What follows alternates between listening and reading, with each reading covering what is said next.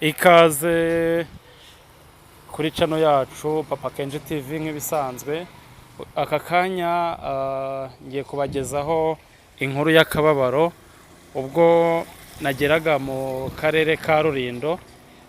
Mageze numvisha giside habereye ko ndahageze mbona ni ibintu biteye ubwoba, kubivuga rwose biragoye, ariko ndabanyuriramo gatoya.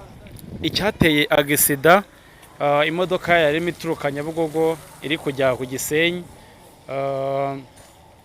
igeze Rulindo umushoferi imodoka yaratwaye ariyo ya International. Ni imodoka ndende, imodoka ijyamo abantu benshi bagera mu bantu 80.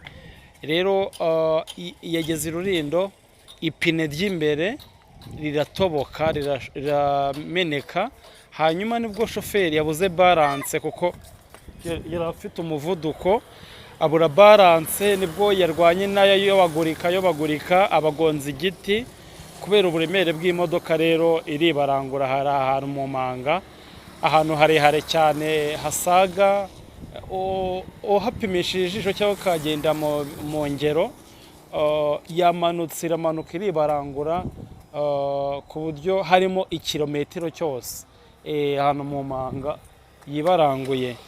Rero ntago byoroshye, turihanganisha babuza babo. Polisi yo ntago irahagera ngo itubwire imibare ya nyayo y'abantu bitabye Imana, ariko abantu bapfuye kuko biranagoye kuba wabona barokotse. Gusa abantu ntibapfira gushira, ariko ababuza babo tubihanganishe, cyangwa se twese nk'abanyarwanda ni ukuri twihangane kuko bibaho. Imana navuga ko yabakunze kuturusha, kandi aheza ni mu ijuru. Bo rero ibihe byiza, mukomera abasigaye kandi musenge cyane kuko hano mu isi ntago ari iwacu. Ciao ciao.